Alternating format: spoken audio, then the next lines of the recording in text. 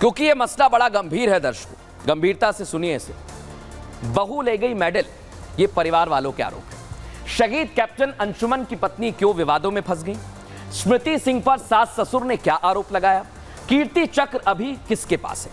ये सारे सवाल आपके जहन में भी आए होंगे, लेकिन सारे सवालों के जवाब आपको मैं दूंगा। लेकिन पहले यह बताता हूं विवाद कहां से और कैसे शुरू हुआ। कैप्टन अंशुमन, हम सभी सम्मान करते हैं, सियाचिन में अपनी जान गंवा दी, अपनी कुर्बानी दे दी। हाल ही में राष्ट्रपति द्रौपदी मुर्मू ने पंजाब रेजिमेंट की 26वीं बटालियन के army medical corps captain Anshuman Singh को मरणोपरांत कीर्ति चक्र से सम्मानित किया है। यह सम्मान लेने शहीद कैप्टन अंशुमन की पत्नी स्मृति और मां मंजू सिंह पहुंची थी। इस दौरान दोनों सास बहू साथ दिखाई दी, लेकिन अभी 7 दिन भी नहीं गुजरे थे कि शहीद के घर में विवाद पैदा हो गया। दर्शकों, शहीद कैप्टन अंशुमन के परिवार में उनकी मां है, उनके पिता हैं और छोटा भाई है और उनकी पत्नी स्मृति है। लेकिन शहीद कैप्टन अंशुमन की मां का कहना है कि बहू अब उनके साथ नहीं रहती है। शहीद की मां ने आगे दावा किया कि इस रिश्ते में खटास आ गई है। वो अपनी बहू पर कुछ और भी आरोप लगा रही हैं। शहीद कैप्टन अंशुमन के माता पिता का अपनी बहू के लिए क्या कहना है, सबसे पहले मैं आपको वो सुनवाता हूं, सुनिए जरा। सरकार ने जो हमको दिया वो बहुत दिया। मैं उस याद के सहारे, उस सम्मान के सहारे बहुत फक्र के साथ जीऊँगा। हमने तो सबसे कहा कि वो क्या संबंध हुए, मैं जानी नहीं पे आज तक क्या है। उन्होंने कहा कि हम समाज के हिस्सा हैं, हमें समाज से मतलब नहीं। हमने कहा हम समाज के हिस्सा हैं। उनके पिताजी से भी बात हो रही थी, लेकिन मुझे आज तक इस बात का पता नहीं चला कि वो कौन सी खता थी जिसके कारण ये दूरियाँ हमारी बढ़ी। हमें भी बता देती तो शायद मैं धन्य हो जाता। मैं जब जानी कि सामान भी एक झोले में रख के गई, तब भी मैं इस चीज़ को मैं इग्नोर की, क्योंकि मैं सोची बच्ची है, पर वो सोच समझ के, क्योंकि उसकी माँ उसके साथ थी। सडनली अंशुमान के जाने के बाद एक माँ के दर्जा भी नहीं दे रही है, वो दर्द है। तो सुना आप, शहीद कैप्टन अंशुमन की पत्नी पर उनके सास ससुर आरोप लगा रहे हैं।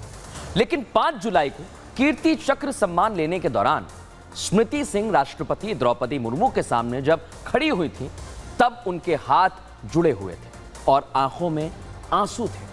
तब स्मृति को देखकर ऐसा बिल्कुल भी नहीं लग रहा था कि आने वाले दिनों में कुछ ऐसा सुनने को मिलेगा। शहीद के परिवार की तरफ से इस तरह के आरोप लगेंगे। स्मृति उस रोज बेहद भावुक थी दर्शकों। उन्होंने अपनी प्रेम कहानी दुनिया के सामने रखी, मानो हर लफ्ज के साथ वो उन पलों को फिर से जी रही हूं। उन्होंने वो सभी बातें शेयर की जो अंशुमन की शहादत से एक रात पहले दोनों के बीच पर फोन की बातचीत हुई थी। सुनिए जरा स्मृति ने क्या कहा था। On 18th July, we had a long conversation about how our life is going to be the next 50 years. It's going to build a house, we're going to have kids and whatnot. 19th morning, I get up, I get a call. He's no more. What? I just called, I just talked to him. I mean, what do you mean, what, no more? But 7-8 hours, it got confirmed that he's no more. And till date, I'm not coping up. I'm just trying to figure out, maybe it's not true. But now that I have Kirti Chakra in my hand, maybe it's true.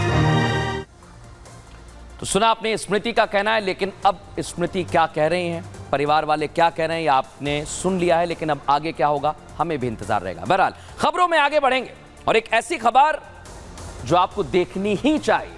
क्यों देखनी चाहिए? ये खबर महाकाल के भक्तों के लिए खास है। सावन का महीना लगने वाला है। 22 जुलाई से यानी 10 दिन बाद सावन की शुरुआत हो जाएगी। ऐसी मान्यता है कि सावन में भोले बाबा का सबसे प्रिय महीना है और भक्त भी आते हैं।